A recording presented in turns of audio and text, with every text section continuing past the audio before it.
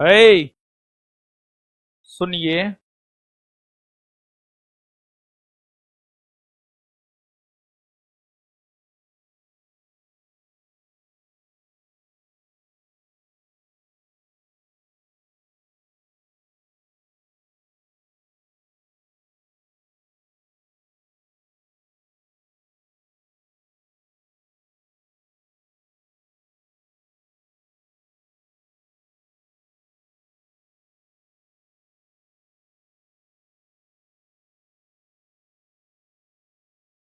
बैठ जाइए लोग, बैठ जाइए।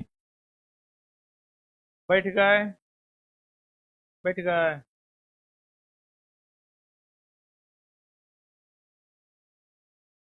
बैठिए। ये सब कहाँ गई है? खाने गई है? अच्छा, आइए बैठिए सब लोग।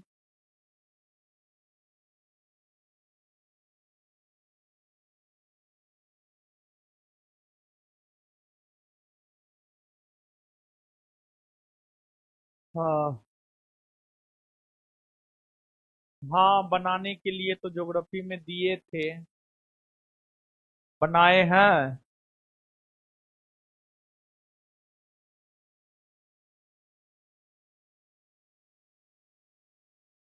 लाइट खत्म हुआ हो? कल? 2 दिन और? कितना क्वेश्चन बाकी है?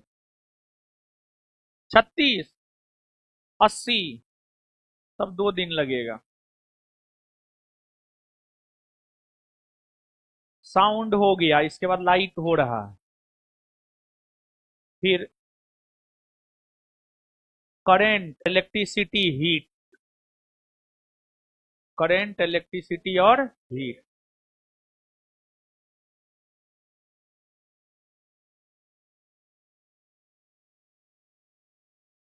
चलिए, तो बोल रहे थे, क्या पता है? हाँ, करंट नहीं मिल रहा। हाँ, तो करंट ना। अच्छा।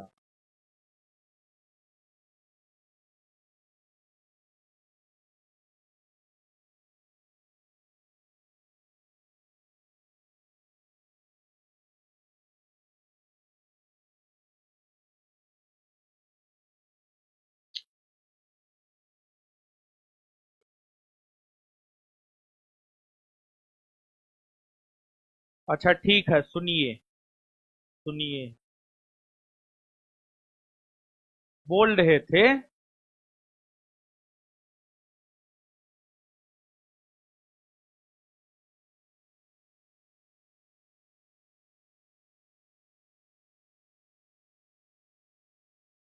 क्या मोसी? बोल रहे थे बाबू कि भारत के नदी, झील, झरना, जलप्रपात, बहुउद्देशीय परियोजना पढ़ा दिए थे ना? पढ़ा दिए थे ना? इसमें क्वेश्चन बनाने के लिए दिए थे ना? कुछ लोग क्वेश्चन बनाए हैं और कुछ लोग क्वेश्चन नहीं बनाए, जिसको आज मारे भी हैं। तो हम बोल रहे थे, एक बार क्वेश्चन आप लोग बना लीजिए ना। आए, बोलिए ना। क्वेश्चन बनाइए। नहीं नहीं नहीं, अरे सुनिए तो, पूरी बात बोलने दीजिए ना। हो सॉरी, आप लोग तो रोक देते हैं जी। तो एक बार जो है, सब लोग ऑनलाइन में भी बहुत सारे लोग बनाए होंगे, बहुत सारे लोग नहीं बनाए होंगे, हम जानते हैं।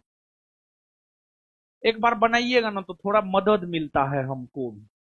ठीक है, एक बार बनाइएगा, थोड़ा मदद मिलता है हमको भी। समझे? क्वेश्चन डिस्कशन में। तो एक बार बनाइए ना क्वेश्चन। अभी न, घर पे। घर पे। तो एक बार घर पे बना लीजिए, और फिर इस चैप्टर के क्वेश्चन का डिस्कशन हम लोग करेंगे। लेकिन अभी पढ़ेंगे ज्योग्राफी ही, परंतु ज्योग्राफी में अगला चैप्टर पढ़ेंगे। क्या जो नहीं बना है मार खाए हैं ना आज? उसी लिए न मारे थे, उसी के लिए न मारे थे। तो एक बार बनाइए आप लोग, क्या बोलिए, हैं? बनाइए। अगला चैप्टर हम लोग पढ़ते हैं, अगला चैप्टर है भारत की जलवायु, क्लाइमेट ऑफ इंडिया। क्या इस चैप्टर को हम लोग पढ़े? नहीं, मारेंगे दूल्हा पर मुंह लाल कर देंगे नहीं। शुरू कर देते हैं। 2 दिन लेक्चर देंगे, 2 दिन में अगर 2 दिन एक एक घंटा, सवा सवा घंटा या डेढ़ डेढ़ घंटा करके अगर लेक्चर देंगे तो फिर खत्म हो जाएगा। ठीक है, फिर दोनों चैप्टर का, फिर आप उस चैप्टर का भी ऑब्जेक्टिव कर लीजिएगा, फिर दोनों चैप्टर का ऑब्जेक्टिव एक साथ करवा देंगे। क्या बोलिए? जो होमवर्क देते हैं आप लोग करते नहीं है। ठीक है, कितना समझाते हैं आपको बताइए? ठीक है, पढ़िए पढ़िए पढ़िए।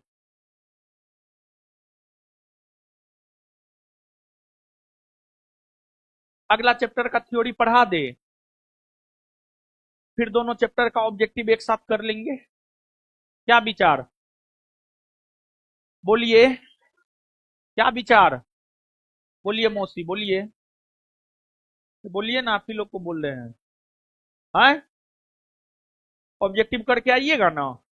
और सुनिए, आज और कल 2 दिन में भारत की जलवायु का लेक्चर खत्म हो जाएगा। परसों जब आप आइएगा ना, तो कॉपी में नदी झील झरना जलप्रपात वाला चैप्टर और जलवायु वाला दोनों का ऑब्जेक्टिव किया हुआ होना चाहिए। ठीक है, जितना आपसे बनेगा आप उतना कर लीजिएगा।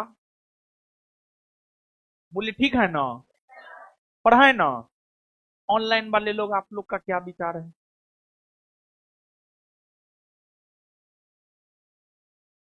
हाँ, ये सब का भी विचार वही है। सर बुक क्या करे? ओके, सुकृत कुमार ओके।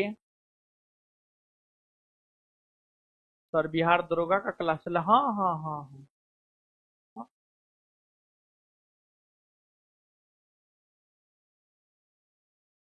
मैक्सिमम लोग यस लिख रहे हैं, कुछ लोग नो भी लिख रहे हैं, लेकिन नो की संख्या कम है। ठीक है, का है जो नो लिख रहे हैं, कारण बताइए। है क्या?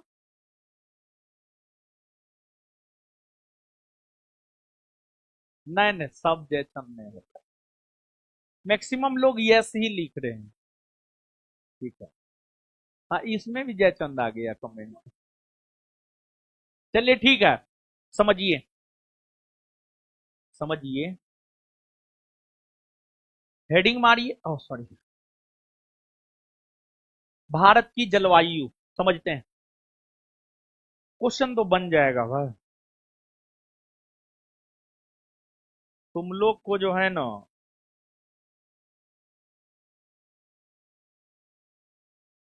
भारत की जलवायु, अगला चैप्टर है भारत की जलवायु, climate of India.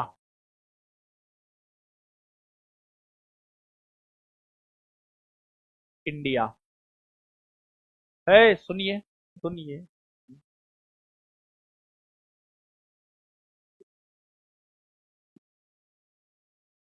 Climate of India, Bharat की जलवायु, क्लाइमेट ऑफ इंडिया, भारत की जलवायु।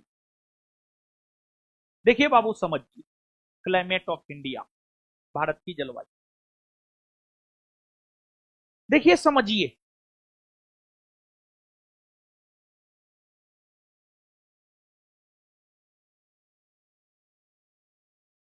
जलवायु किसे कहते हैं जानते हैं? जलवायु किसे कहते हैं? किसे कहते हैं, कोई बताइए।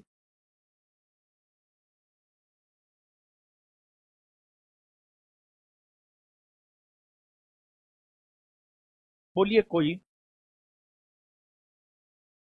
चलिए सुनिए, अब हम बोल रहे हैं, अब आप लोग को जो बोलना था बोल दिए, अब हम समझा रहे हैं। किसी भी भौगोलिक क्षेत्र में लंबे समय तक, किसी भी भौगोलिक क्षेत्र में लंबे समय तक मौसम की जो दशा होती है उसे ही जलवायु कहते हैं। यहां पर हम आपको समझाने का प्रयास कर रहे हैं जलवायु, यानी अंग्रेजी में क्लाइमेट। जलवायु यानी अंग्रेजी में क्लाइमेट, अंग्रेजी में क्लाइमेट। जलवायु किसे कहते हैं? जलवायु किसे कहते हैं?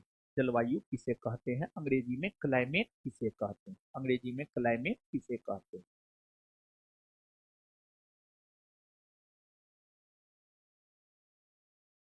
क्लाइमेट किसे कहते हैं?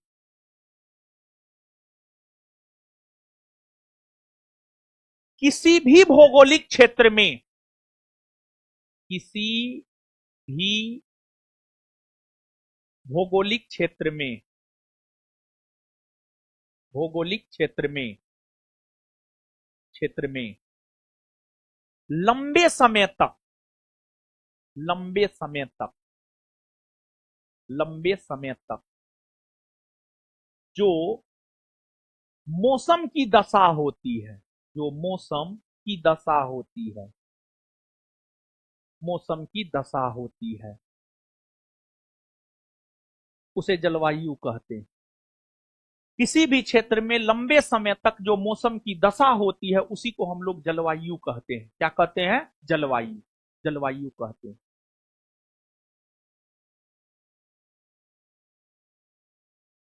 अब यहां पर एक टर्म आता है मौसम, मौसम, मौसम, मौसम, मौसम। मौसम शब्द की अगर हम बात करें तो मौसम शब्द की उत्पत्ति अरबी भाषा के मौसीम से हुआ है। मौसम शब्द की उत्पत्ति की अगर हम बात करें तो मौसम शब्द की उत्पत्ति अरबी भाषा के मौसीम से हुआ है। अरबी भाषा के मौसीम से हुआ है। अरबी भाषा के मौसीम से हुआ है। अरबी भाषा के मौसीम से हुआ है। मौसीम से, जिसका अर्थ क्या होता है जानते हैं? क्या होता? ऋतु, ऋतु। मौसम शब्द की उत्पत्ति अरबी भाषा के मौसीम से हुआ है, जिसका शाब्दिक अर्थ होता है ऋतु परिवर्तन, ऋतु परिवर्तन। देखिए, अब मौसम, मौसम किसे कहते हैं? मौसम किसे कहते हैं समझिएगा। किसी भौगोलिक क्षेत्र में, किसी भौगोलिक क्षेत्र में, क्षेत्र में कुछ घंटा, कुछ घंटा, कुछ सप्ताह और कुछ दिन,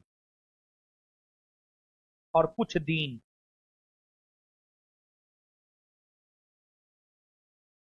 किसी भौगोलिक क्षेत्र में कुछ घंटा, कुछ सप्ताह और कुछ दिन के लिए जो वायुमंडलीय दशा होती है, वायुमंडलीय दशा होती है, वायुमंडलीय दशा होती है, दशा होती है, उसे मौसम कहते हैं। उसे मौसम कहते हैं। मौसम कहते हैं। उसे मौसम कहते हैं। मौसम, उसे मौसम कहते हैं। मौसम कहते हैं।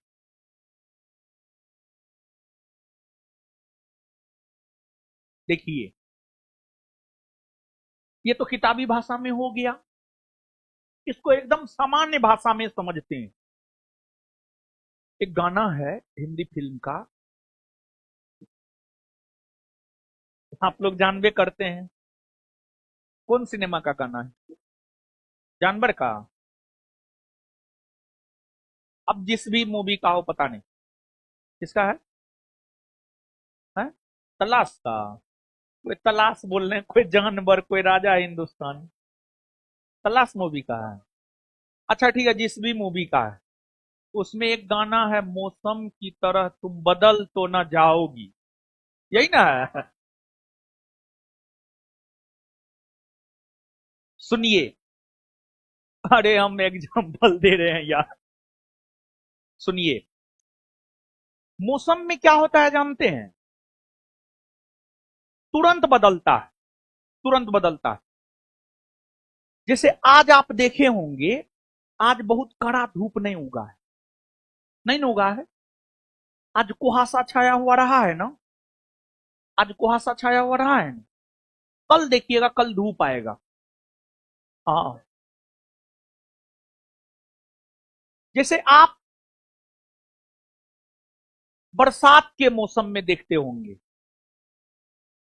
बहुत तेज गर्मी होता है, अचानक तेज हवा उठती है, बारिश होने लगता है। होता है कि नहीं होता? मौसम को समझना है तो थोड़ा गर्मी के ऋतु को देखिए और उस दिन को याद कीजिए जिस दिन दोपहर में 12 बजे कड़ाके की धूप, 3 बजे अचानक हवा उठा, 3:30 बजे जोर से बारिश होने लगा। ऐसा दिन कभी महसूस किए हैं? एकदम किए होंगे। धूप है, हवा उठा, बरसात हो गया। तो यही तो मौसम है। और मौसम है क्या? तो ऐसा क्यों होता है? देखिए, कोई भी घटना होता है, हर घटना के पीछे कोई ना कोई कारण जरूर होता है। किसी भी घटना के पीछे कारण ना हो ऐसा हो ही नहीं सकता है। हर घटना के पीछे कारण होता है, हर घटना के पीछे कारण होता है।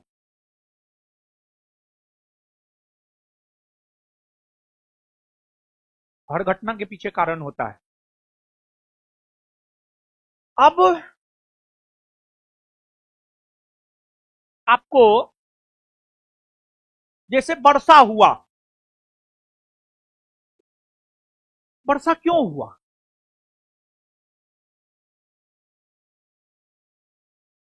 देखिए, वर्षा होने के कई कारण हैं। आपको अगर कोई वैसी हवा है जिसमें नमी है, बात समझिएगा, वैसी हवा है जिसमें नमी है, वो पर्वत पहाड़ से टकराती है, ऊपर उठती है, संघनित हो जाती है, बादल का निर्माण करती है और पानी के बूंद के तौर पर जो है पृथ्वी पर नीचे गिरती है। अब मान लिया जाए कि किसी हवा में नमी है, ये नहीं है। नमी, नमी यानी पानी का मात्रा का होना, पानी की मात्रा का होना। नमी यानी पानी की मात्रा का होना। अब मान लिया जाए कोई हवा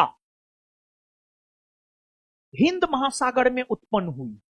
हिंद महासागर एक जलीय भाग है।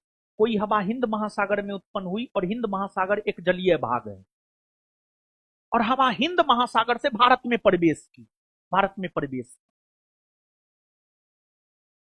कोई हवा हिंद महासागर में उत्पन्न हुई और भारत में प्रवेश की, और भारत में पश्चिमी घाट पर्वत श्रेणी है।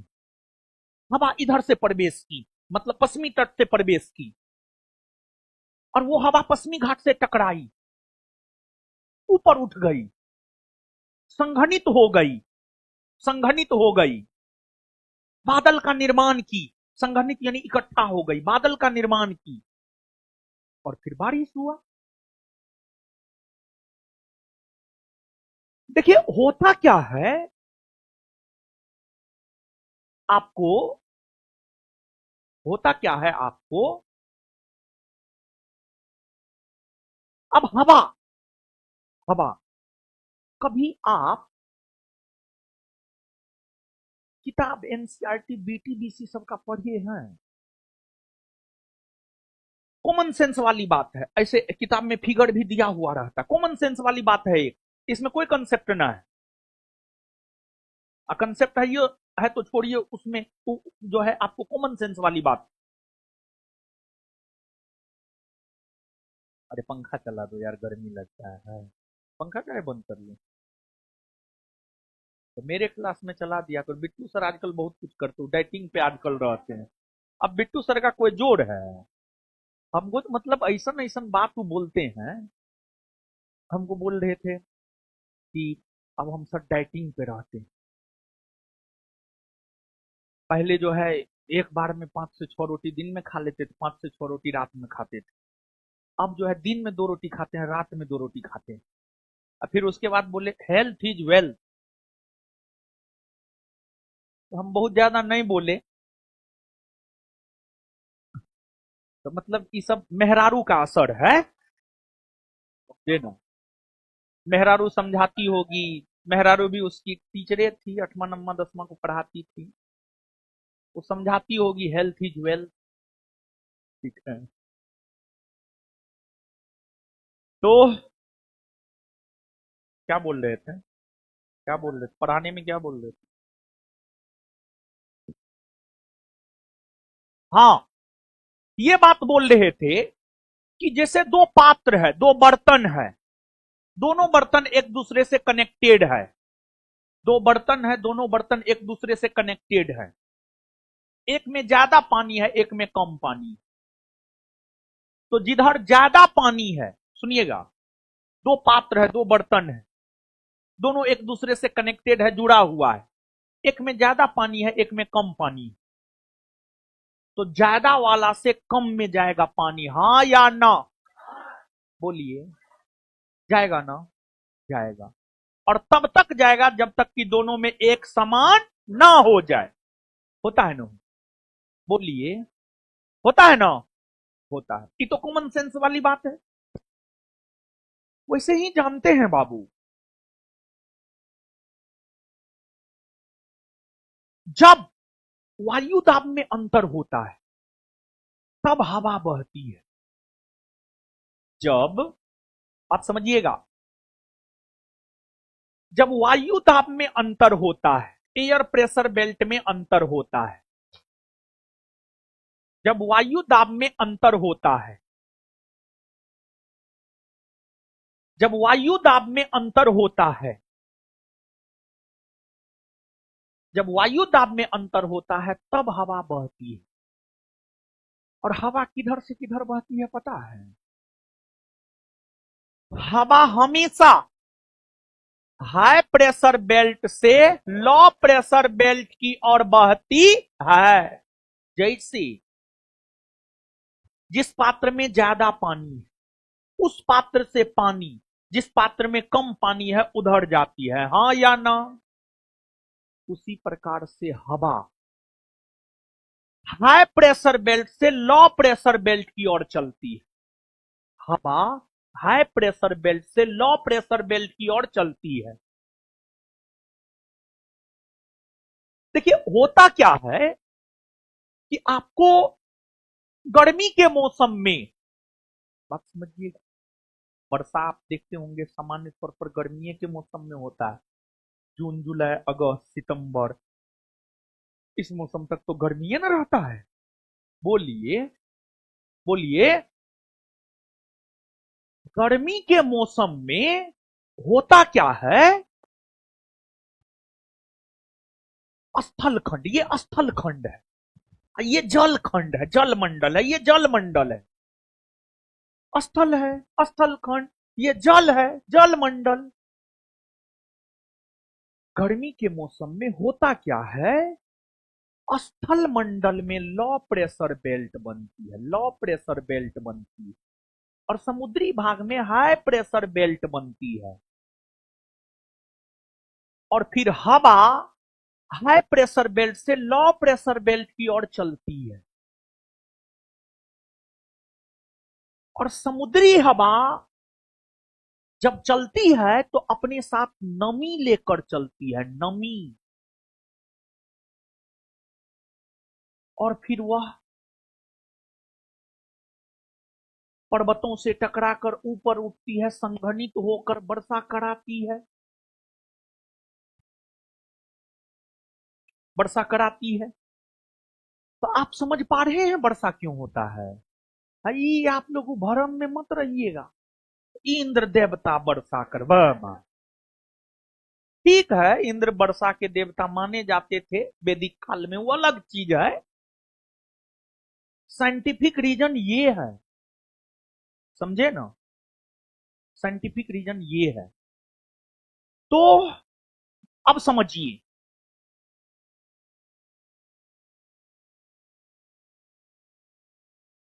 कहां हाई प्रेशर बेल्ट होता है और कहां लो प्रेशर बेल्ट होता है, जानते हैं बाबू? जहां पर ठंडा हाई प्रेशर बेल्ट, जहां पर गर्मी लो प्रेशर बेल्ट, जहां पर ठंडा वहां हाई प्रेशर बेल्ट, जहां गर्मी वहां लो प्रेशर बेल्ट। ये चैप्टर पूरा समझने वाला है, एक भी लाइन अगर नहीं समझे काम खत्म। और हमसे अगर जलवायु नहीं समझे, कोई नहीं समझा सकता आपको, एकदम तोड़ तोड़ के हम हर बात समझाते हैं, इसी वजह से बोल रहे हैं।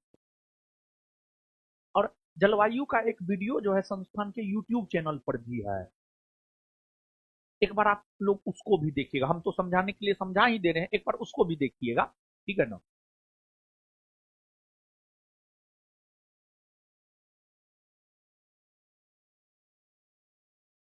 समझिए, देखिए होता क्या है, होता क्या है समझिएगा। देखिए, कोई स्थल खंड है, वहां पर सूरज की किरणें पड़ी, वह गर्म हुआ, और गर्म हवा जो होता है ना हल्का होता है,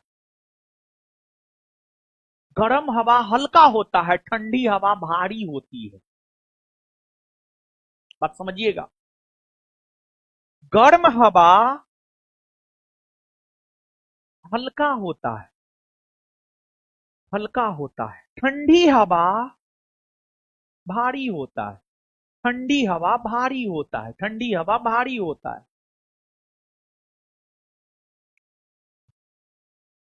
गर्म हवा हल्का होता है, और हल्का आदमी भी देखेंगे, हल्का आदमी बड़ी चरफर रहेगा, इधर से उधर, उधर से इधर करते रहता है, करता है ना। अब मोटका आदमी एक जगह बैठ गया, बैठल है कुंभा जैसे, समझ रहे हैं ना। देखिए, इस सब इसलिए एग्जांपल दे रहे हैं कि आपको याद रह सके, एग्जांपल, बात समझ रहे हैं ना। मोटा आदमी एकदम जो भैंसा है, हाथी जैसा शरीर है, आप में से किसी का न है? नहीं नहीं नहीं, वो ठीक है। किसी का हाथी जैसा शरीर है, वो बैठ गया तो जल्दी उठने का नाम नहीं लेगा। कोई हल्का आदमी होता है, वो चरफर करेगा, इधर उधर करते रहता है, होता है हाँ या ना? वैसे भारी हवा एकदम दबा हुआ रहता है, तो वहां पर हाई प्रेशर बेल्ट होता है, हाई प्रेशर बेल्ट होता है।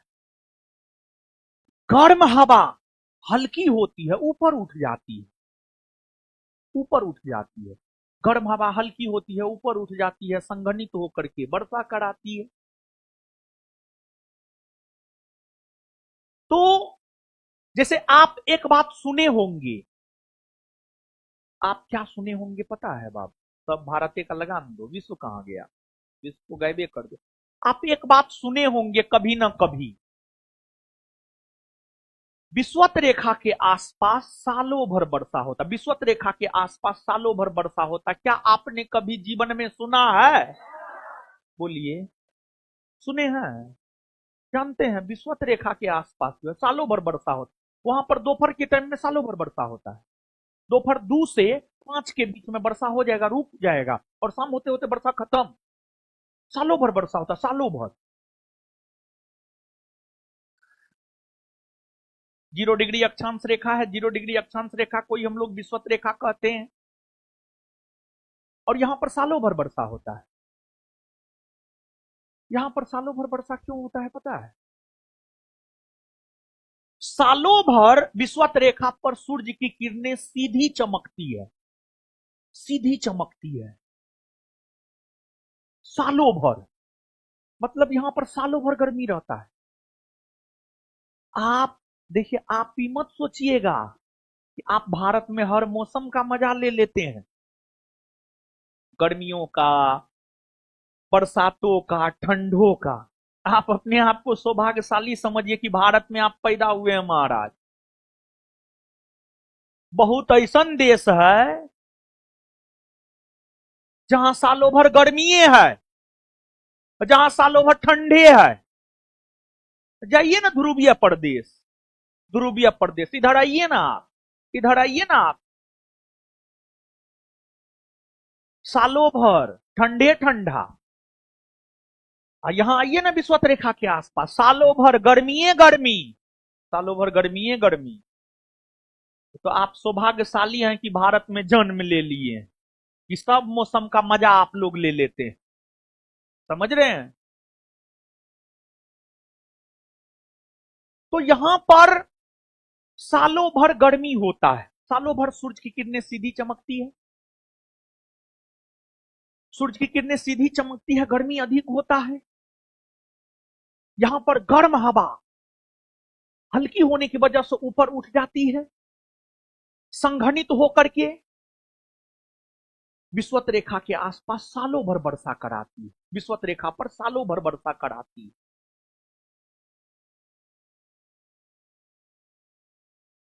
तो, तो अब आप समझिएगा बाबू, जैसे मान लिया जाए विषुवत रेखा के आसपास लंबे समय तक गर्म मौसम ही है, गर्म मौसम ही है, तो यहां की जलवायु कैसी? उष्ण जलवायु, उष्ण जलवायु, उष्ण जलवायु, उष्ण जलवायु, उष्ण यानी गर्म जलवायु। अब ध्रुवीय क्षेत्र में हमेशा ठंडे मौसम है, तो वहां की जलवायु कैसी? शीत जलवायु। कैसी जलवायु? शीत। कैसी जलवायु? शीत जलवायु, शीत जलवायु। हम आपको क्या समझाए थे? अभी तुरंत ना बताए हैं जी, यहीं पे बताए थे जी। क्या बताए थे? देखिए यहां पर जलवायु किसे कहते हैं? किसी भी भौगोलिक क्षेत्र में लंबे समय तक जो मौसम की दशा होती है उसी को क्या कहते हैं? अब विषुवत रेखीय क्षेत्र में सालों भर गर्मी है, तो कैसी जलवायु कहिए? बोलिए। उष्ण जलवायु। क्या कहिएगा? ध्रुवीय क्षेत्र में सालों भर ठंडे है, कैसी जलवायु? बोलिए, बोलिए, कैसी जलवायु कहिएगा? शीत जलवायु ना, शीत जलवायु कहिएगा। फिर इसके बाद मौसम, एग्जांपल दिए थे, मौसम तुरंत बदल जाता है। देखिए ना, कुछ दिन पहले बरसात हो रहा था, बोलिए, गर्मी था, अभी बताइए ठंडा आया, फिर मार्च में गर्मी आ जाएगा, बोलिए, फिर जुलाई, जून जुलाई में बरसात आएगा, बोलिए। तो ये क्या है? अरे अभी दिसंबर है, दिसंबर, अभी दिसंबर में ठंडी है, मार्च में गर्मी आ जाएगा, जून जुलाई में बरसात होगा, ये क्या है? मौसम। ये क्या है? क्या है? मौसम। मौसम है। तो मौसम और जलवायु क्या है, आप समझ पाए हैं? हैं? नहीं भी समझे हैं तो एगो बात ऐसे समझना चाहिए। अब क्या एग्जाम्पल दे बताइए? गाना भी एग्जाम्पल दे दिए। हमको लगता है समझ गए हो। समझ गए ना? अब समझिए। अब एक सवाल उठता है कि भारत की जलवायु कैसी है? भारत की जलवायु कैसी है? देखिए बाबू, भारत की जलवायु की अगर हम लोग बात करें तो भारत की जलवायु उष्ण कटिबंधीय मानसूनी प्रकार की है। उष्ण कटिबंधीय मानसूनी प्रकार की जलवायु है। उष्ण कटिबंधीय मानसूनी जलवायु है भारत की। एक तो सीधे प्रश्न पूछा जाता है, आप किसी भी एग्जाम का PYQ पलट करके देख लीजिएगा, वहां पर जो है, वहां पर जो है, आप किसी भी एग्जाम का प्रश्न जो है देख लीजिएगा, वहां पर जो है ये प्रश्न पूछा हुआ मिल जाएगा, भारत की जलवायु कैसी।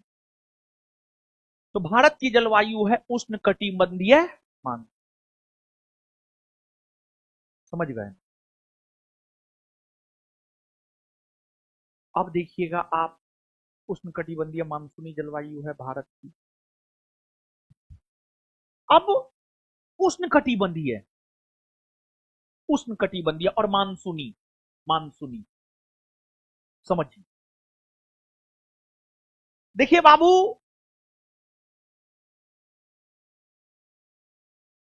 पूरे पृथ्वी की अगर हम बात करें तो पूरे पृथ्वी को 3 ताप कटिबंध में बांटा गया है। पूरे पृथ्वी की अगर हम बात करें तो पूरे पृथ्वी को जो है 3 ताप कटिबंध में बांटा गया है। 3। पूरे पृथ्वी की अगर बात की जाए तो पूरे पृथ्वी को जो है 3 ताप कटिबंध में बांटा गया। 3 ताप कटिबंध, 3 ताप कटिबंध।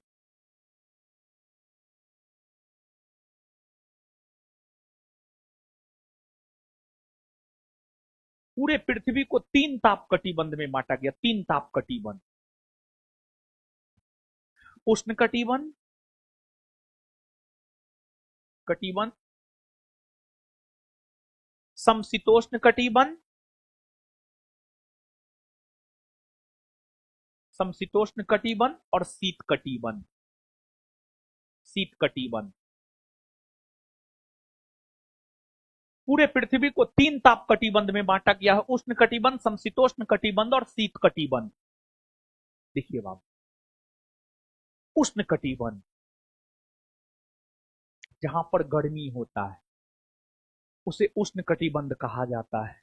जहां पर ठंडा होता है उसे शीत कटिबंध कहा जाता है। जहां पर बराबर मात्रा में गर्मी और ठंडा दोनों हो, जहां पर बराबर मात्रा में गर्मी और ठंडा दोनों हो। देखिए ना, नामे में तो है सम, बराबर, शीत, शीतोष्ण, शीत प्लस उष्ण।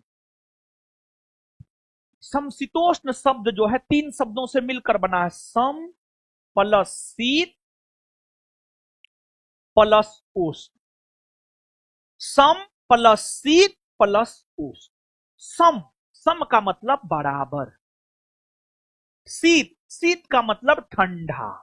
उष्ण, उष्ण का मतलब गर्म। उष्ण का मतलब गर्म, गर्म, गर्म। जहां पर ठंडा और गर्मी दोनों बराबर मात्रा में हो। अब एक बात सुनिए हीरो सब, सुनिए सुनिए। हम सभी लोग मानव हैं, मानव है ना? हम सब लोग मानव हैं। क्या आप ज्यादा गर्मी बर्दाश्त करते हैं? बोलिए। जब टेम्परेचर 40 डिग्री, 42 डिग्री, 45 डिग्री हो जाता है, कैसा महसूस करते हैं? याद कीजिए अप्रैल मई का महीना, और दोपहरिया में 12 बजे रोड पर निकलिए, बाप बाप करने लगिएगा। समझ रहे हैं ना? उसके बाद याद कीजिए 10-12 जनवरी का दिन, और एकदम शर्ट पहन के निकलिए रोड पर। ठंडा, मेन ठंडा तो 15 दिसंबर से 15 जनवरी बात खत्म। 15 दिसंबर से 15 जनवरी मेन ठंडा यही रहता है। तो मतलब मानव ना तो ज्यादा गर्मी बर्दाश्त करता है, मानव ना तो ज्यादा ठंडा बर्दाश्त करता है। मानव के लिए ना उष्ण कटिबंध बढ़िया है, मानव के लिए ना शीत कटिबंध बढ़िया है। मानव के लिए सबसे बेहतर है समशीतोष्ण कटिबंध। तो एक प्रश्न बाबू आपसे पूछा जाता है, क्या पूछा जाता है जानते हैं? मानव के निवास के लिए सबसे उपयुक्त कटिबंध है। आंसर हो जाएगा समशीतोष्ण कटिबंध। आंसर क्या हो जाएगा? याद रखिएगा ना। मानव के लिए, मानव जीवन के लिए, मानव प्राणी के लिए सबसे उपयुक्त कटिबंध है समशीतोष्ण कटिबंध। अब देखिए बाबू, समझिएगा, देखिए उष्ण कटिबंध। उष्ण कटिबंध जानते हैं बाबू?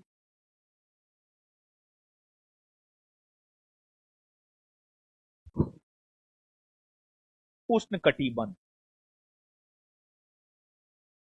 23.5 डिग्री उत्तरी अक्षांश रेखा से 23.5 डिग्री दक्षिणी अक्षांश रेखा के बीच के क्षेत्र को उष्ण कटिबंध के अंतर्गत रखा जाता है।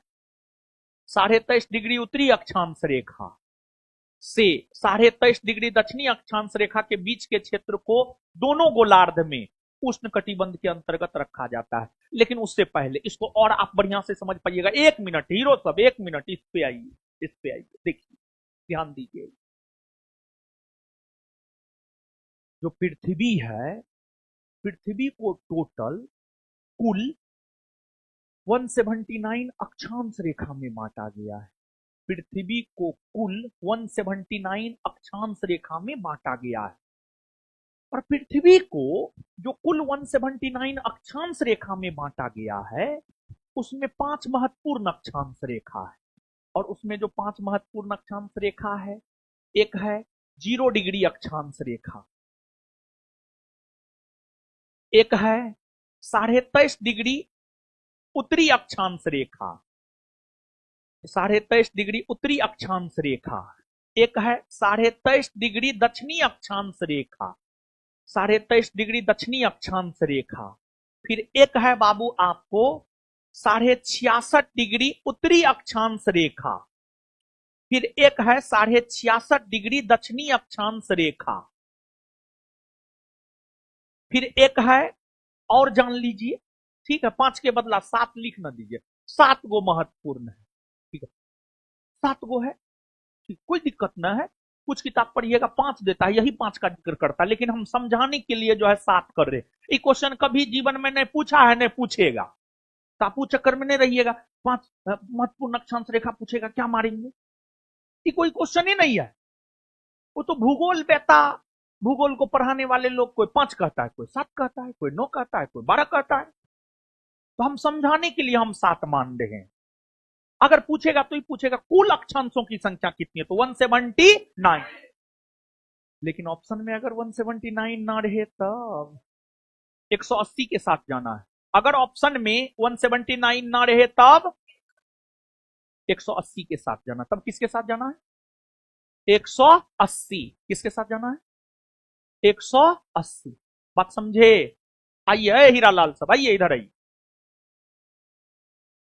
फिर एक और मान लीजिए 90 डिग्री उत्तरी अक्षांश रेखा, एक और मान लीजिए 90 डिग्री दक्षिणी अक्षांश रेखा, 90 डिग्री दक्षिणी अक्षांश रेखा।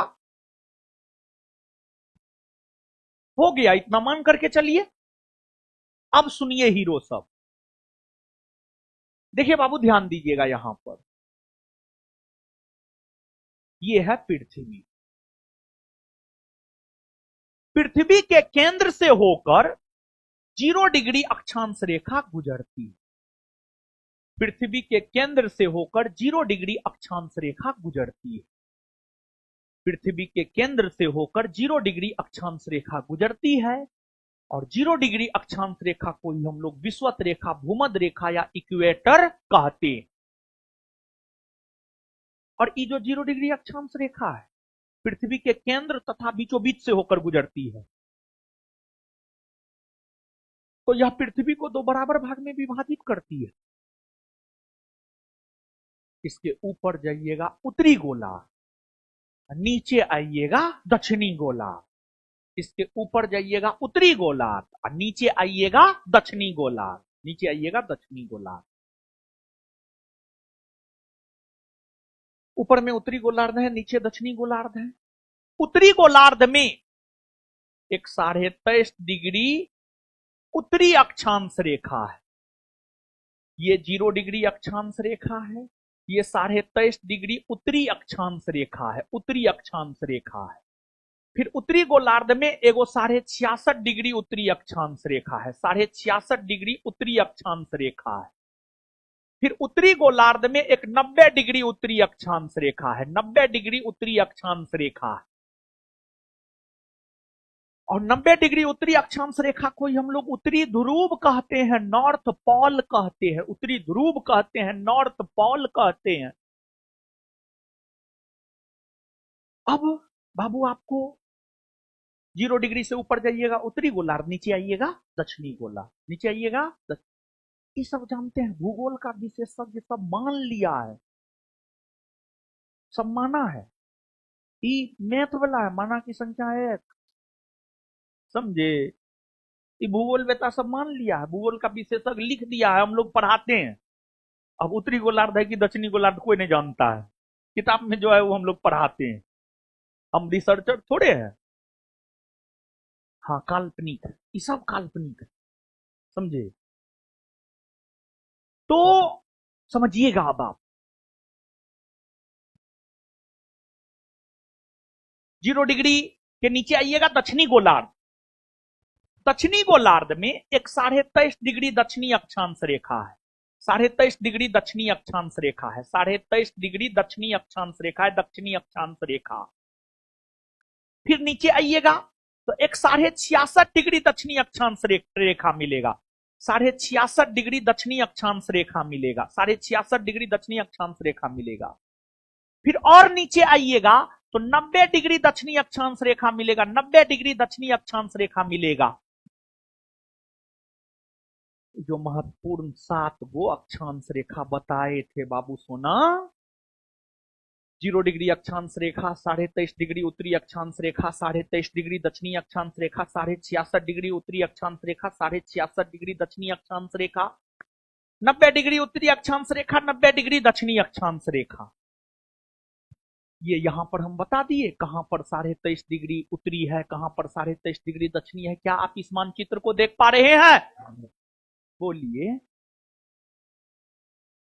पृथ्वी के केंद्र से होकर जो अक्षांश रेखा गुजरती है उसे हम लोग कहते हैं 0 डिग्री, क्या कहते हैं? 0 डिग्री। 0 डिग्री अक्षांश रेखा पृथ्वी को 2 बराबर भाग में बांटती है, ऊपर उत्तरी गोलार्ध, नीचे क्लियर। कौन अक्षांश रेखा पृथ्वी को 2 बराबर भाग में बांट? 0 डिग्री। अच्छा, 0 डिग्री अक्षांश रेखा पृथ्वी को 2 बराबर भाग में बांटती है, कौन कौन?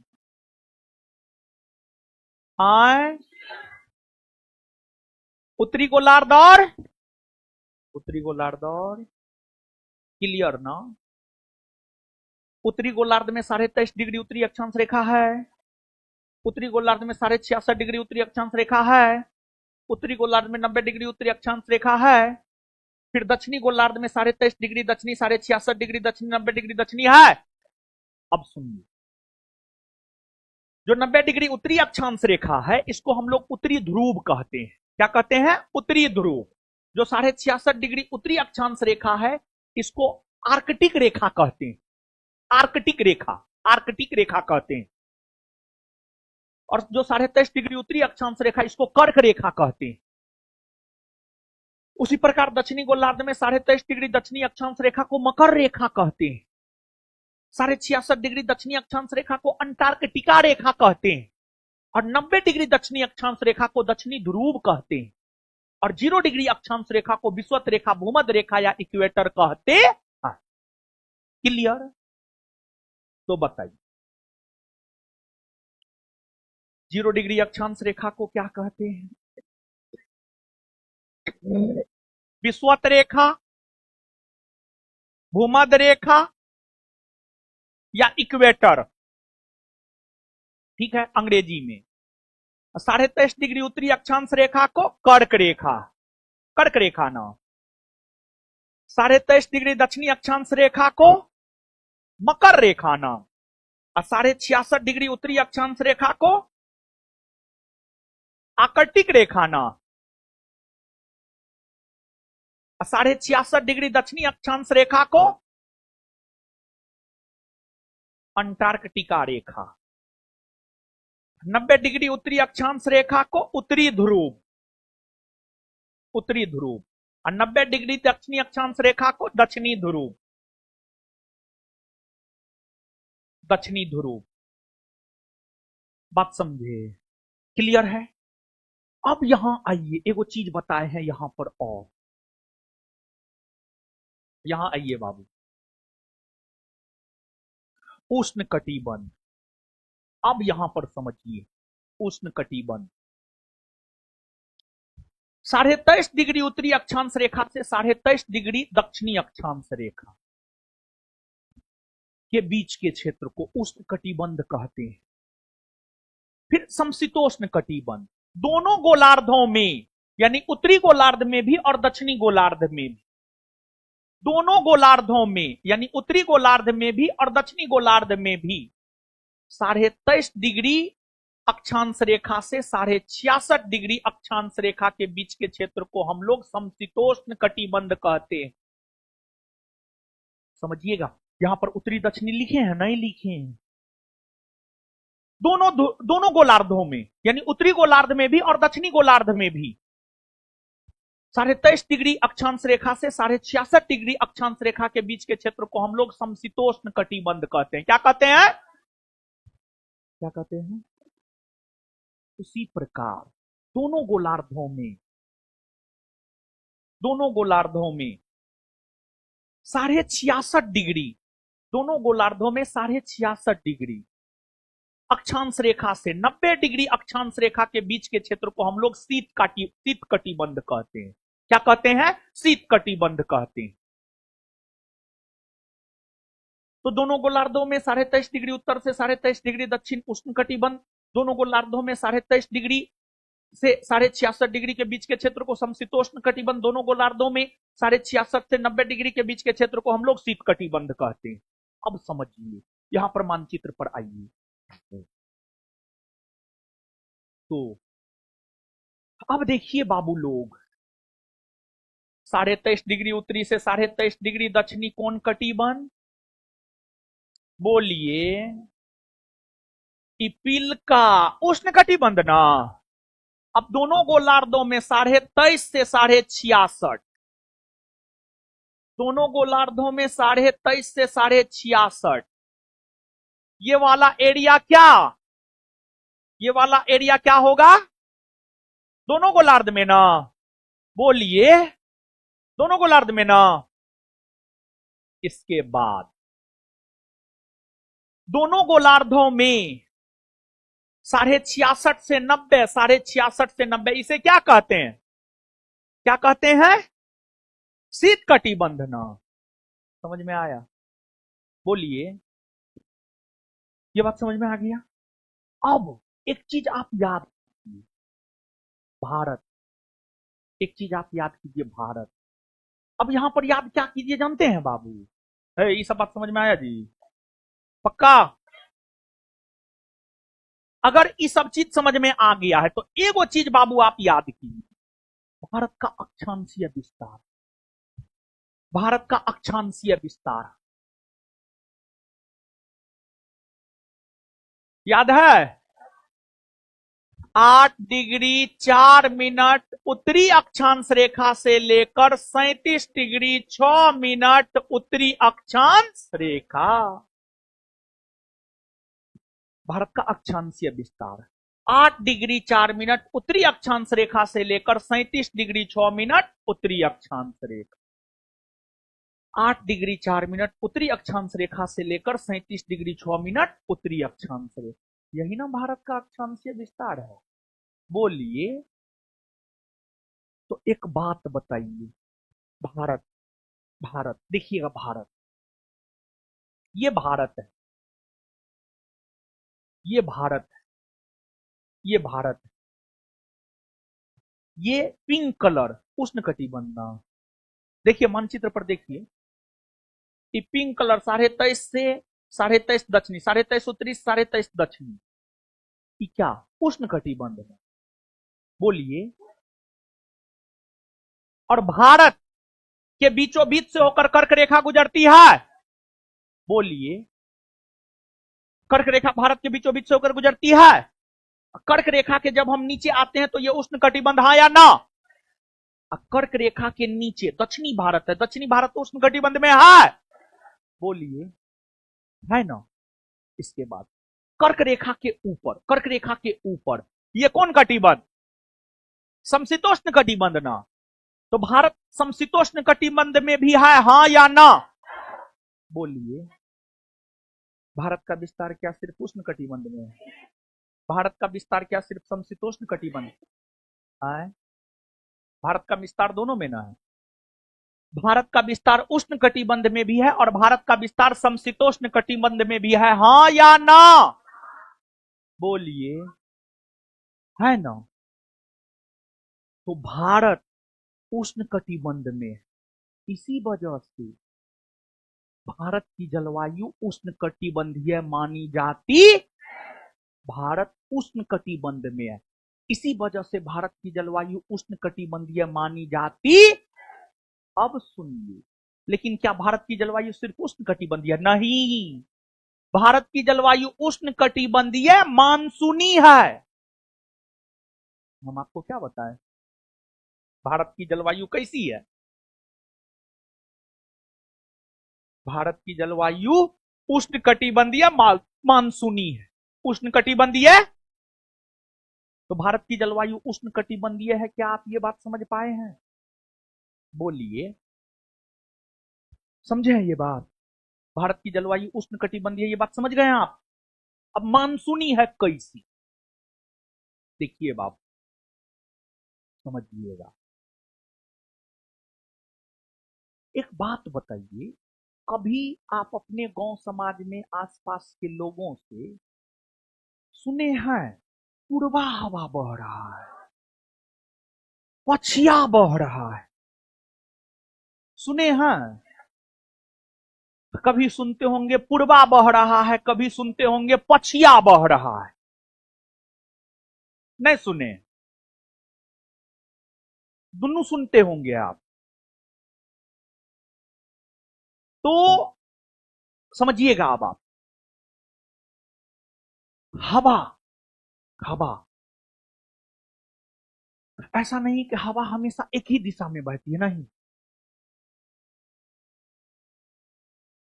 कभी दक्षिण पश्चिम से उत्तर पूर्व की ओर बहती है, कभी उत्तर पूर्व से दक्षिण पश्चिम की ओर बहती है। कभी पूर्व की ओर हवा बहती है, कभी पश्चिम की ओर हवा बहती है। जानते हैं बाबू, मानसूनी पवन, मानसूनी पवन, पवन, पवन कई प्रकार के होते हैं, पवन बताएंगे हम। यहां पर मानसूनी पवन आप समझिए, मानसूनी पवन समझ लीजिए। फिर जो है मानसून, भारत की जलवायु मानसूनी क्यों है, ये भी बात आपको समझ में आ जाएगा। देखिए, मानसूनी पवन, मानसूनी पवन, मानसूनी पवन, मानसूनी पवन उस पवन को कहा जाता है, को कहा जाता है, कहा जाता है जो ऋतु परिवर्तन होने से, ऋतु परिवर्तन होने से, ऋतु परिवर्तन होने से, होने से से अपने मार्ग में, अपने मार्ग में, अपने मार्ग में, अपने मार्ग में परिवर्तन कर लेता है, अपने मार्ग में परिवर्तन कर लेता है, अपने मार्ग में परिवर्तन कर लेता है। मानसूनी पवन उस पवन को कहते हैं जो ऋतु परिवर्तन होने से अपने मार्ग में परिवर्तन कर लेता है। ऋतु यानी मौसम बदला, मौसम गर्मी से ठंडा हुआ, गर्मी से ठंडा हुआ, गर्मी में पूर्वा बह रहा है तो ठंडा में पछिया बहने लगेगा। ऐसा होता है भारत में। हम समझा रहे हैं, अभी मानचित्र पर समझाएंगे। तो प्रथम दृश्य समझिएगा बाबू। मानसूनी पवन उस पवन को कहते हैं जो पवन, मानसूनी पवन उस पवन को कहते हैं, मानसूनी पवन उस पवन को कहते हैं जो पवन, जो पवन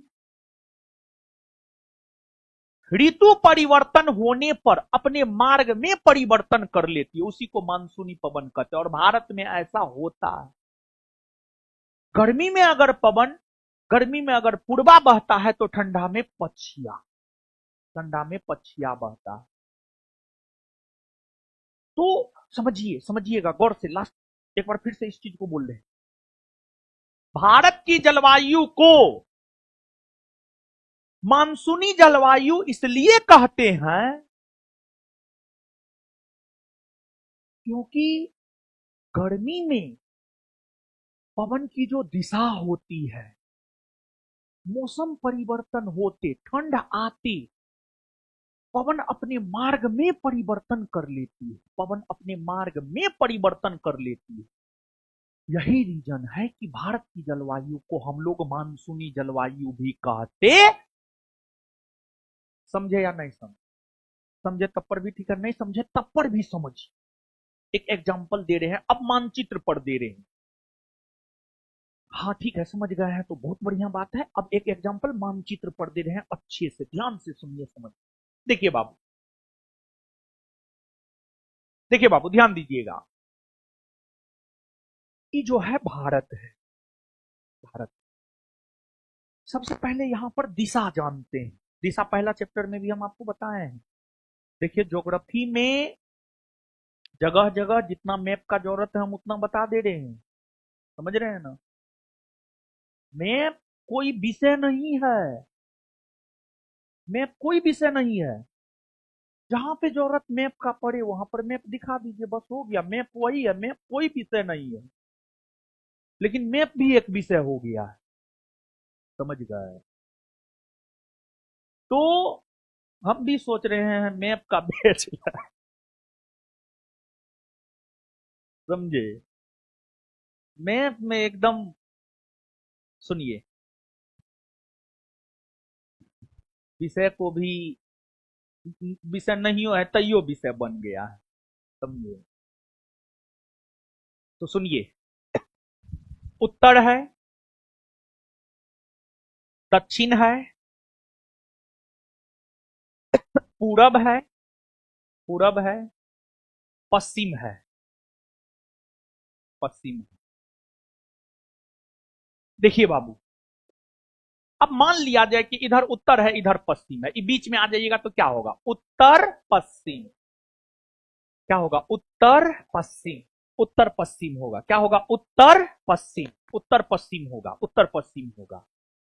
अब इधर उत्तर है, इधर पूरब है। अब बीच में आइएगा तो क्या होगा? उत्तर पूरब।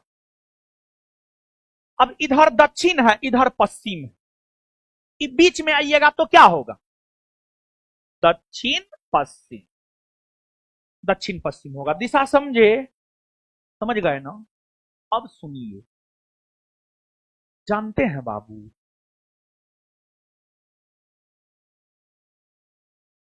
आपको स्थलीय भाग, स्थलीय भाग मतलब ई, स्थलीय भाग।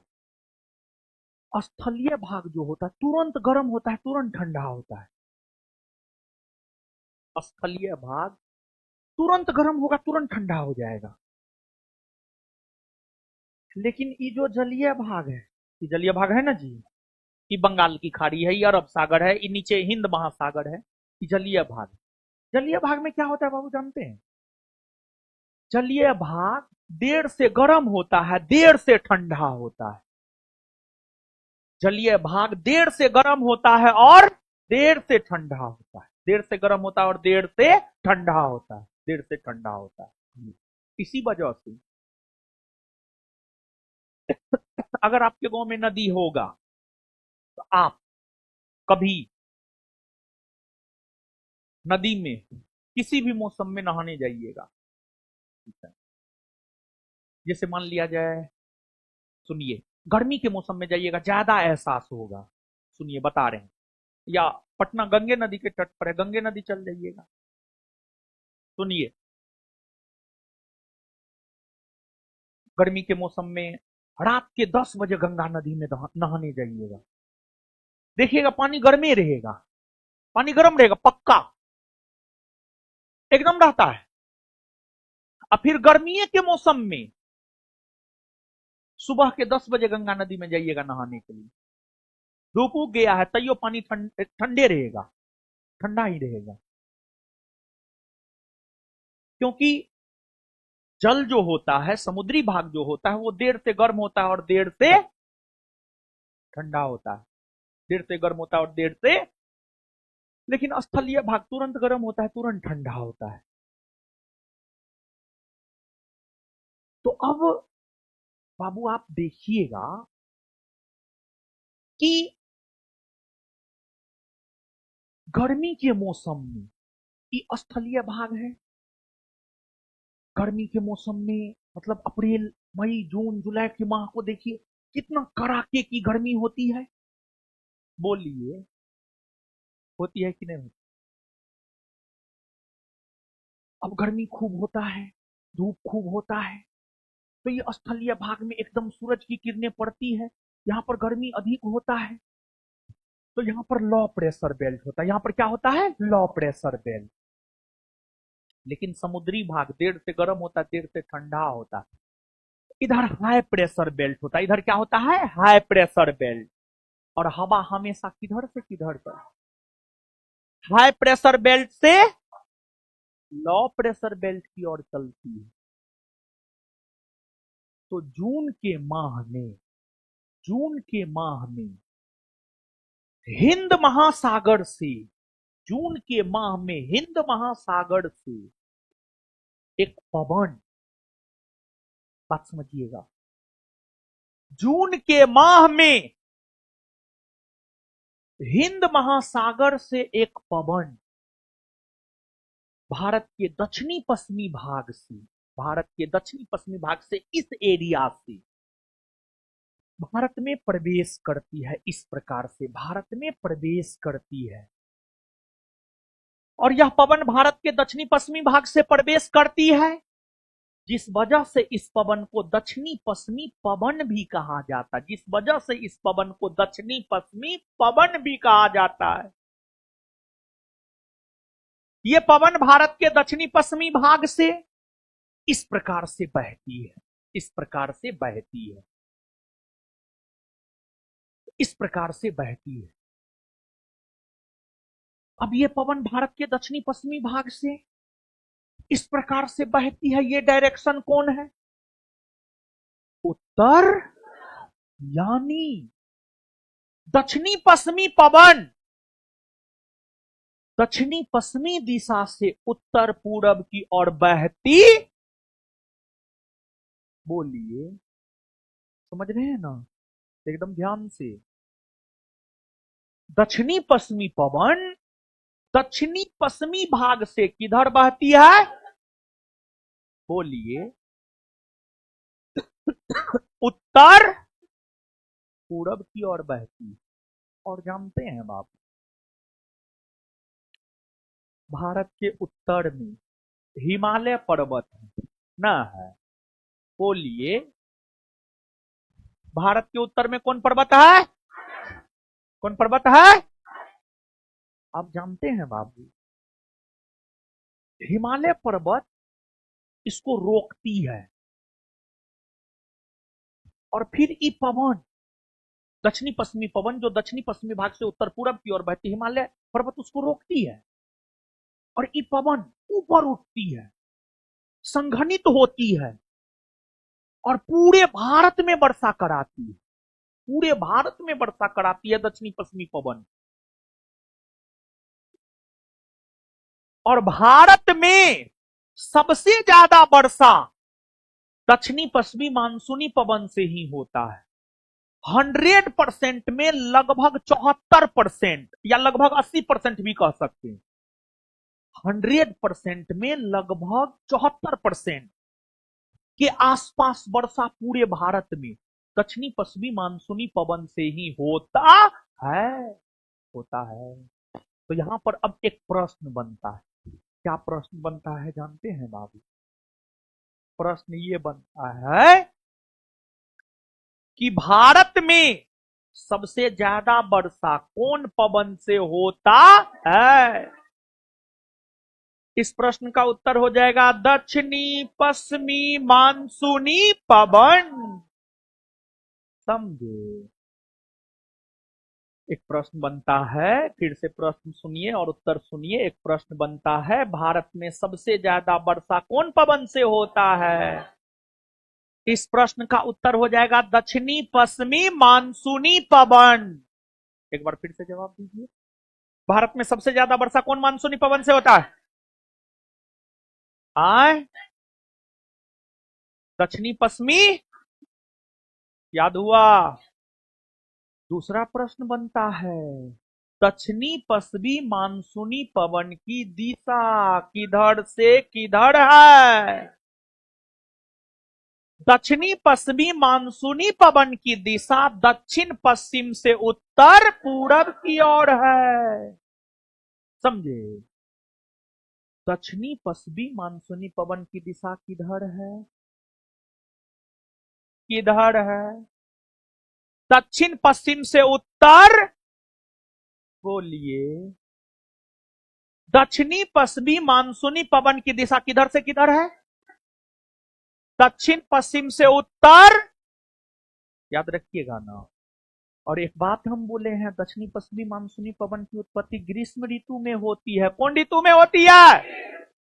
बोलिए, दक्षिणी पश्चिमी मानसूनी पवन की उत्पत्ति कौन ऋतु में होती है?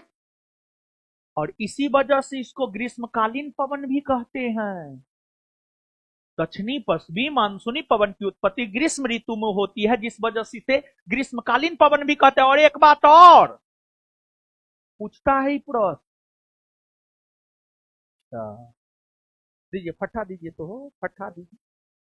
इलाज जरूरी है, इलाज बीच बीच में रहना एकदम। आइए आइए आइए आइए आइए, कौन भतार से बात कर रहे थे? आइए आइए आइए आइए आइए आइए आइए ना, आइए इधर, मोबाइल दीजिए, मोबाइल दीजिए, इधर इधर इधर इधर इधर इधर आएगा। हम उतर गए तो बहुत मार मारेंगे, पीठ पर तेतार देंगे। मोबाइल दो। अब तुम्हारा मोबाइल पूरे एग्जाम के लिए जब्त। अरे हमको कोई मतलब नहीं, रूम पार्टनर क्या है? तुम्हारी गर्लफ्रेंड। पढ़ने ना आया है रे, पढ़ने आया है ना? है?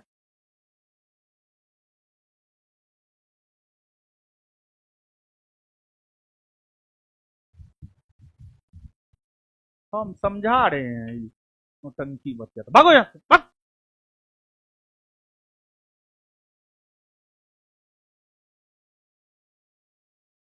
बोले हैं कि पूरा समझने वाला चैप्टर है, मतलब दिमागी ने, भगवान दिमाग नहीं दिया है।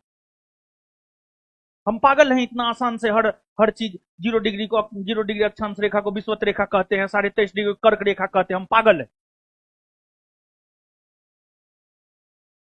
आइएगा, सुनिएगा।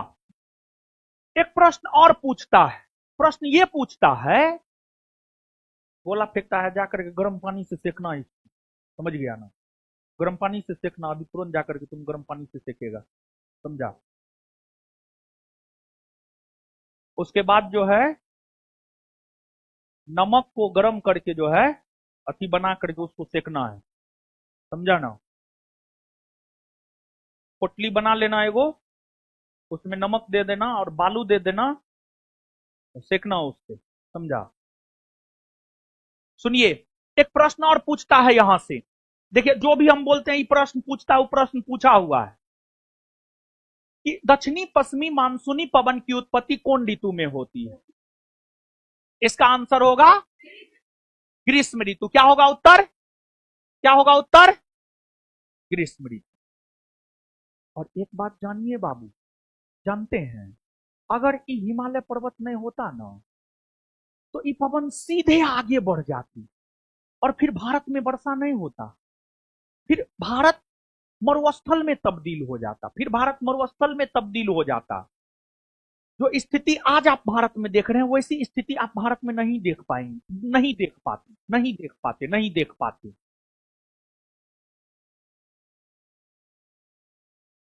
हिमालय पर्वत, हिमालय पर्वत की अगर हम बात करें तो जो हिमालय पर्वत है भारत के लिए सुरक्षा कवच के तौर पर काम करता है, जलवायु विभाजक के तौर पर काम करता है। हिमालय पर्वत भारत के लिए सुरक्षा कवच के तौर पर काम करता है, सुरक्षा कवच के तौर पर काम करता है, जलवायु विभाजक के तौर पर काम करता है। अगर हिमालय पर्वत नहीं होता, भारत की जैसी जलवायु है वैसी जलवायु नहीं होती। अगर हिमालय पर्वत नहीं होता तो आज आप जो पढ़ रहे हैं भारत की जलवायु उष्णकटिबंधीय मानसूनी प्रकार की है, वो आप नहीं पढ़ते,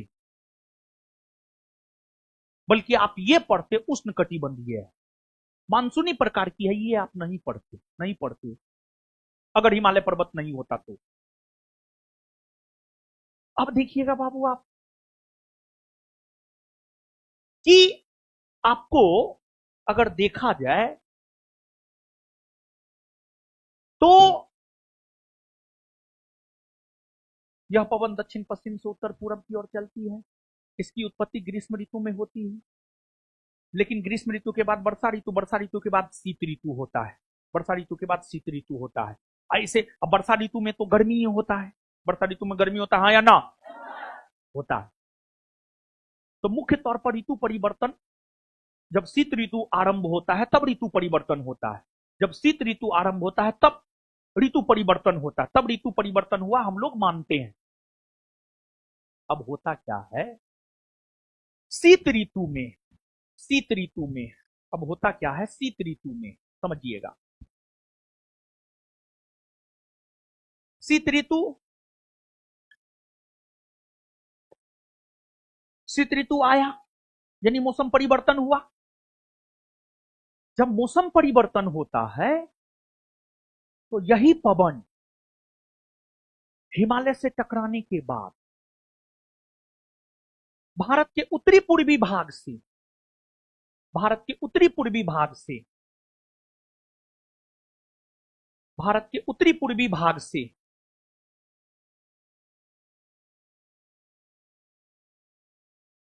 भारत के उत्तरी पूर्वी भाग से, भारत के उत्तरी पूर्वी भाग से, भारत के उत्तरी पूर्वी भाग से दक्षिण पश्चिम की ओर बहती है, भारत के उत्तरी पूर्वी भाग से दक्षिण पश्चिम की ओर बहती है, दक्षिण पश्चिम की ओर बहती है, दक्षिण पश्चिम की ओर बहती है।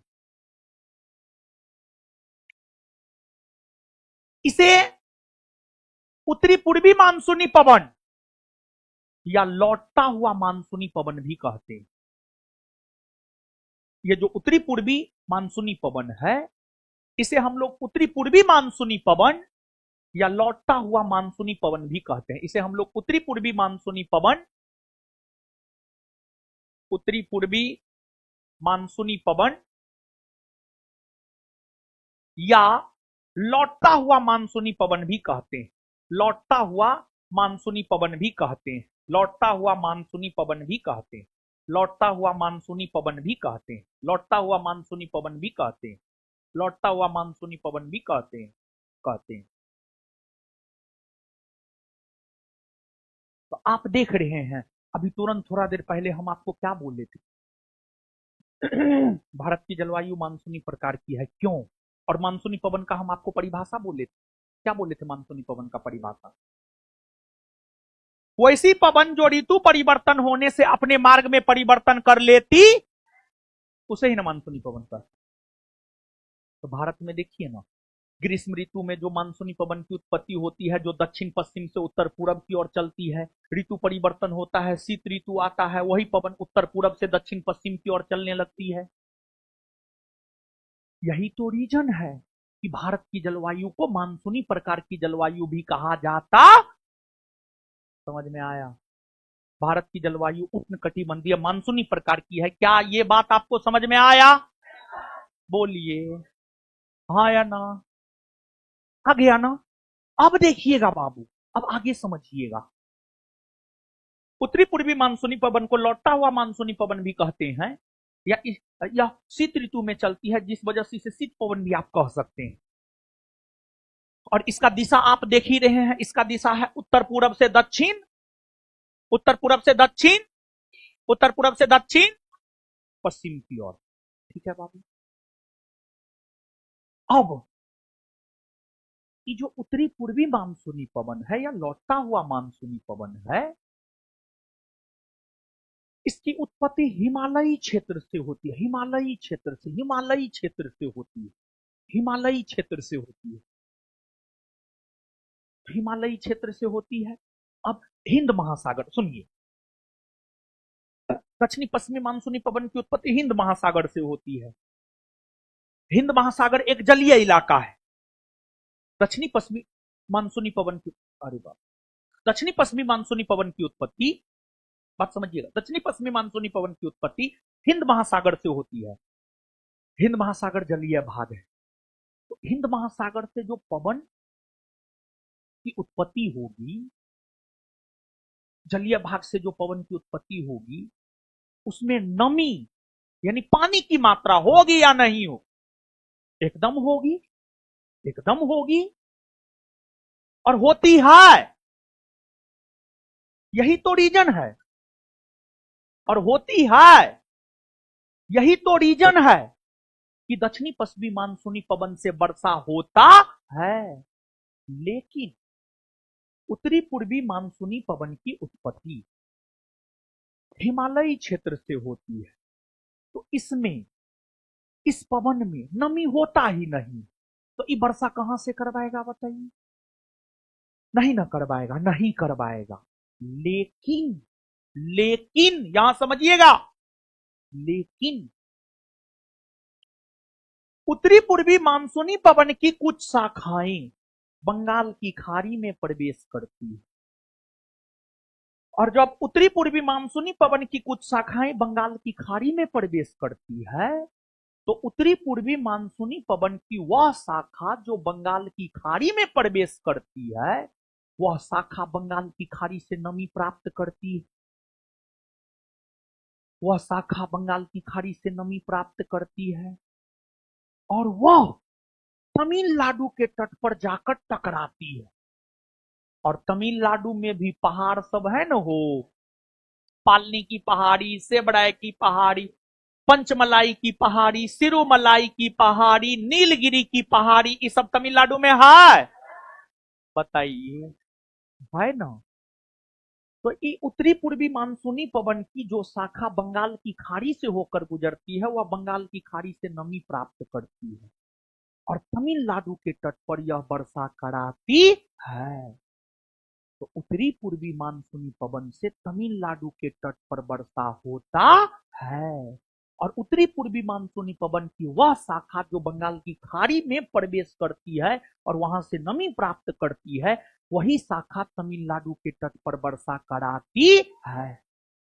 और आप याद कीजिए, उत्तरी पूर्वी पवन या लौटता हुआ पवन कब चलती है? इसकी उत्पत्ति कब होती है? शीत ऋतु में। उत्तरी पूर्वी मानसूनी पवन या लौटते हुए मानसूनी पवन की उत्पत्ति कब होती है? शीत ऋतु में। कब होती है? इसकी उत्पत्ति शीत ऋतु में होती है। तो ये पवन जो है शीत ऋतु में तमिलनाडु के तट पर वर्षा कराती है। शीत ऋतु में, अभी अभी के मौसम में जो है तमिलनाडु के तट पर ये पवन वर्षा कराएगी, तमिलनाडु के तट पर ये पवन वर्षा कराएगी। आपके एग्जाम, आपके बिहार दरोगा एग्जाम में ये पूछा हुआ क्वेश्चन है। तमिलनाडु के तट पर वर्षा शीत ऋतु में किससे होता है? आंसर हो जाएगा उत्तरी पूर्वी मानसूनी पवन या लौटता हुआ। आंसर हो जाएगा उत्तरी पूर्वी मानसूनी पवन या लौटता हुआ। आंसर हो जाएगा उत्तरी पूर्वी मानसूनी पवन या लौटता हुआ। बात समझिए, बोलिए, आया ना? समझ गए ना? अब आपको बात समझिएगा। जानते हैं तमिलनाडु में जो मानसून का काल होता है, मतलब जो वर्षा का काल होता है, अगर आप भारत की बात करेंगे, सामान्य तौर पर भारत की बात करेंगे, सामान्य तौर पर भारत में जो मानसून का काल होता है जुलाई से सितंबर। बात समझिएगा, सुनिएगा ये लाइन। मानसून काल यानी वर्षा काल। मानसून काल, मानसून काल का मतलब क्या? वर्षा काल। मानसून काल, मानसून काल का मतलब क्या? वर्षा काल। मानसून काल, मानसून काल का मतलब क्या? वर्षा काल, वर्षा काल। सामान्य तौर पर भारत में जो वर्षा ऋतु होता है यानी मानसून काल होता है जून से सितंबर, 15 जून से 15 सितंबर। लेकिन पता है बाबू, तमिलनाडु में जो मानसून काल होता है, वर्षा ऋतु होता है, वो नवंबर दिसंबर में होता है। तमिलनाडु में जो वर्षा होता है वो नवंबर दिसंबर में होता है। तमिलनाडु में मानसून काल नवंबर दिसंबर में होता है। पूछा गया ये प्रश्न है। और जानते हैं बाबू, ठंडों के मौसम में तमिलनाडु में वर्षा होता है। इसी वजह से तमिलनाडु में ठंडों के मौसम में धान का खेती होता है। और तमिलनाडु में जानते हैं सालों भर धान का खेती होता है, सालों भर। आप जैसा बिहार में, उत्तर प्रदेश में देखते हैं वैसा तमिलनाडु में ना है, बंगाल में ना है। आप तमिलनाडु बंगाल जाइएगा, सालों भर धान का खेती होता है। तमिलनाडु और बंगाल, तमिलनाडु और पश्चिम बंगाल, ये दोनों ऐसे भारतीय राज्य है जहां पर सालों भर चावल का खेती होता है। तब ना पश्चिम बंगाल में माछ भात। तमिलनाडु का क्या प्रसिद्ध है? माछ भात, माछ भात, माछ भात। भात यानी चावल यानी धान, rice, fried rice, basmati rice. चलिए सुनिए, तो समझ में आया इतना? अब एक एक करके रिकॉल करते हैं, याद करते हैं, याद करते हैं, ठीक है ना? तो आगे आइए। हीरो साहब, इधरे से जो पढ़ लिए हैं पीछे से ही याद करते हैं, क्या विचार? बोलिए। तमिलनाडु के तट पर शीत ऋतु में वर्षा कौन मानसूनी पवन से होता है? उत्तरी पूर्वी मानसूनी पवन या लौटता हुआ मानसून। क्लियर? अच्छा, एक बात बताइए, उत्तरी पूर्वी मानसूनी पवन की उत्पत्ति कौन ऋतु में होती है? शीत ऋतु में ना। अगली बात, उत्तरी पूर्वी मानसूनी पवन की दिशा किधर से किधर? उत्तर पूरब से दक्षिण। उत्तरी पूर्वी मानसूनी पवन की दिशा किधर से किधर? उत्तर पूरब से दक्षिण। क्लियर? कौन कौन ऐसा भारतीय राज्य है जहां पर सालों भर चावल का खेती है? पश्चिम बंगाल और, अच्छा, भारत में सामान्य तौर पर मानसूनी काल होता है जून से सितंबर, लेकिन तमिलनाडु में नवंबर दिसंबर ना। तमिलनाडु में नवंबर दिसंबर ना। अच्छा, इसके बाद आगे बताइएगा। दक्षिणी पश्चिमी मानसूनी पवन की दिशा किधर से किधर? दक्षिण पश्चिम से उत्तर। अच्छा, इसकी उत्पत्ति कौन ऋतु में होती है? ग्रीष्म ऋतु में ना। और दक्षिणी पश्चिमी मानसूनी पवन की उत्पत्ति कौन महासागर में होती है? हिंद महासागर में ना। भारत में सबसे ज्यादा वर्षा कौन मानसूनी पवन से? दक्षिणी पश्चिमी मानसूनी पवन से ना, दक्षिणी पश्चिमी मानसूनी पवन से ना। अब अगली बात, भारत की जलवायु कैसी है? उष्णकटिबंधीय मानसूनी ना। भारत की जलवायु कैसी है? उष्णकटिबंधीय। पूरे पृथ्वी को कितना ताप कटिबंध में बन? 3 ना। कौन कौन? उष्ण कटिबंध, शीतोष्ण कटिबंध और शीत कटिबंध। मानव के लिए सबसे उपयुक्त कटिबंध समशीतोष्ण कटिबंध। मानव के लिए सबसे उपयुक्त कटिबंध। 0 डिग्री अक्षांश रेखा को क्या कहते हैं? विषुवत रेखा, भूमध्य रेखा या पूरे पृथ्वी को दो भाग में कौन बांटती है? 0 डिग्री अक्षांश रेखा। 23.5 डिग्री उत्तरी अक्षांश रेखा को क्या कर? कर्क रेखा। 23.5 डिग्री दक्षिणी अक्षांश रेखा मकर रेखा। 66.5 डिग्री उत्तरी अक्षांश रेखा को आर्कटिक रेखा। 66.5 डिग्री दक्षिणी अक्षांश रेखा अंटार्कटिका रेखा। 90 डिग्री उत्तरी अक्षांश रेखा को उत्तरी ध्रुव। 90 डिग्री दक्षिणी अक्षांश रेखा को दक्षिणी ध्रुव। बात समझ में आया? याद हो न गया? चलिए, तो इतना रहने दीजिए। और भी कुछ कुछ समझाना है जलवायु में। कल जलवायु खत्म कर देंगे। कल जलवायु खत्म कर देंगे। सोमवार है, मंगलवार को जलवायु खत्म हो, फिर बुध, बृहस्पति, शुक्र 3 दिन जो है इसका क्वेश्चन करेंगे। ठीक है, चलिए। रुकिए, कहां होमवर्क सब मिला? नहीं, होमवर्क तो मिला हुआ था। कल टेस्ट है आपका। कल क्या है? टेस्ट ना है। ठीक है, मोबाइल काहे देंगे? कसम खो। अरे बोलो ना यार, कसम खो पहले बोलो। बोलो, कान पकड़ो, कान पकड़ो, बोलो बोलो। जब तक क्लास में पढ़ाई होगा, क्लास में पढ़ाई होगा, तब तक मोबाइल को साइलेंट रखेंगे। तब तक मोबाइल को साइलेंट रखेंगे। बोलिए। और किसी से बात नहीं करेंगे। और किसी से बात नहीं करेंगे। नहीं तो नहीं तो नहीं तो अगली बार मोबाइल लेकर रोशन आनंद चूड़ देंगे।